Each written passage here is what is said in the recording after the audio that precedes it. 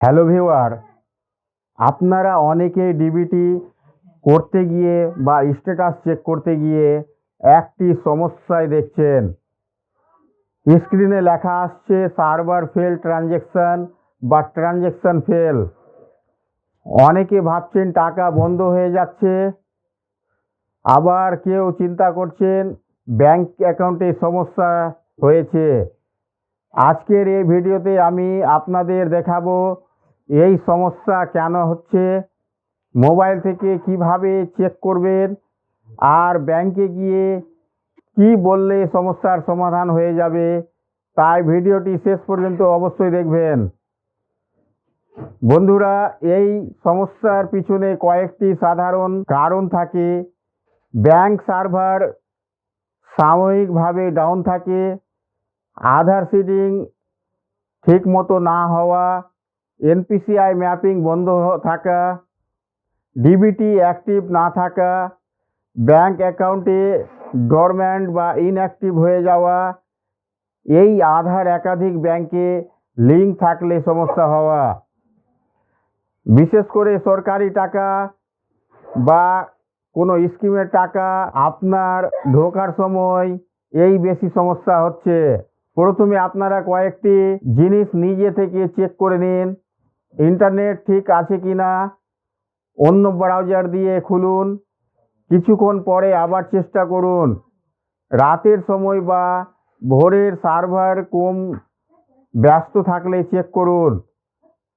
অনেক সময় শুধুমাত্র সার্ভার বিজি থাকার কারণে এই সমস্যা আসে। যদি বারবার একই সমস্যা আসে তাহলে আপনাকে ব্যাংকে যেতে হবে। ব্যাংকে গিয়ে বলবেন আমার আধার সিডিং বা এনপিসিআই ম্যাপিং চেক করে দিন, ডিবিটি অ্যাক্টিভ আছে কিনা দেখুন, আমাদের অ্যাকাউন্টে আধার প্রপারলি লিঙ্ক করা আছে কিনা দেখুন।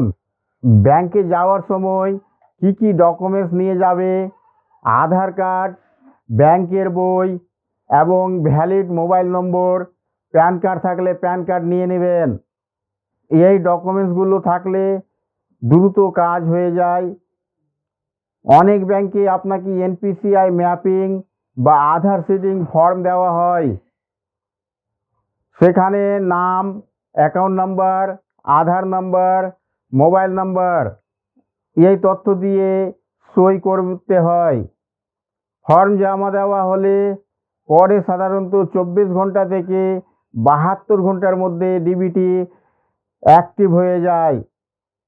একটা বিষয় মনে রাখবেন, যদি আপনার আধার অন্য কোনো ব্যাংকে আগে থেকে লিঙ্ক থাকে তাহলে টাকা অন্য ব্যাংকে চলে যেতে পারে।